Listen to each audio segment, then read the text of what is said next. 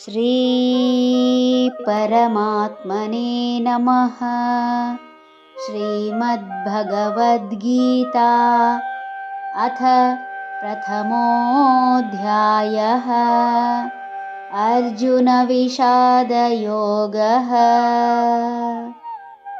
ದ್ರುಪದೋ ದ್ರೌಪದೇಯಾಶ್ಚ ಸರ್ವಶಃ ಪೃಥಿವೀಪತೆ. ಸೌಭದ್ರಶ್ಚ ಮಹಾಬಾಹುಃ ಶಂಖಾನ್ ದದ್ಮುಃ ಪೃಥಕ್ ಪೃಥಕ್.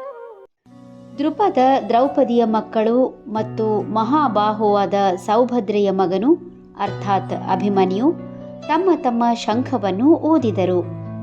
ಇಲ್ಲಿ ಅಭಿಮನ್ಯುವನ್ನಾಗಲಿ ಅಥವಾ ಇತರ ಪಾಂಡು ಪುತ್ರರನ್ನಾಗಲಿ ಅವರ ತಂದೆಯ ಮೂಲಕ ಪರಿಚಯಿಸುತ್ತಿಲ್ಲ. ಹಿಂದೆ ಬಹುಪತ್ನಿತ್ವ ಇದ್ದುದು ಎಲ್ಲರಿಗೂ ತಿಳಿದಿರುವ ವಿಷಯ. ಇಲ್ಲಿ ಇದರ ಜೊತೆಯಲ್ಲಿ ದ್ರೌಪದಿಗೆ ಬಹುಪತ್ನಿತ್ವ ಕೂಡ ಇರುವ ಕಾರಣ ಮಕ್ಕಳನ್ನು ಸರಿಯಾಗಿ ಗುರುತಿಸುವುದು ಕಷ್ಟಕರವಾಗಿರುವ ಉದ್ದೇಶದಿಂದ ಅವರ ತಾಯಿಯ ಹೆಸರನ್ನು ಹೇಳಿದರೆ ಗುರುತಿಸುವುದು ಸುಲಭ. ಭೀಮಾರ್ಜುನರಿಗೆ ದ್ರೌಪದಿ ಅಲ್ಲದೆ ಇತರ ಹೆಂಡತಿಯರೂ ಇದ್ದರು. ಪಾಂಡವರ ಮಕ್ಕಳು ಎಂದು ಹೇಳಿದ್ದರೆ ಭೀಮಾರ್ಜುನರು ಇತರ ಹೆಂಡತಿಯಿಂದ ಪಡೆದವರನ್ನು ಸೇರಿಸಬೇಕಾಗುತ್ತಿತ್ತು.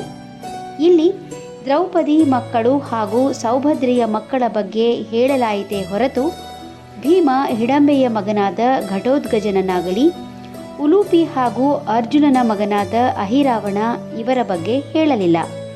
ದ್ರೌಪದಿಗೆ 5 ಮಕ್ಕಳು, ಇವರನ್ನು ಉಪಪಾಂಡವರು ಎನ್ನುತ್ತಾರೆ. ಯುಧಿಷ್ಠರ ಮತ್ತು ದ್ರೌಪದಿಯ ಮಗನಾಗಿ ಪ್ರತಿವಿಂಧ್ಯ, ಭೀಮ ಹಾಗೂ ದ್ರೌಪದಿಯ ಮಗನಾಗಿ ಸುತಸೋಮ, ಅರ್ಜುನ ಹಾಗೂ ದ್ರೌಪದಿಯ ಮಗನಾಗಿ ಶ್ರುತಕರ್ಮ, ನಕುಲ ಹಾಗೂ ದ್ರೌಪದಿಯ ಮಗನಾಗಿ ಸತಾನಿಕ ಹುಟ್ಟಿದರೆ ಸಹದೇವ ಹಾಗೂ ದ್ರೌಪದಿಯಿಂದ ಶ್ರುತಸೇನ ಎಂಬುವನು ಹುಟ್ಟುತ್ತಾನೆ. ಹರಿ ಓಂ.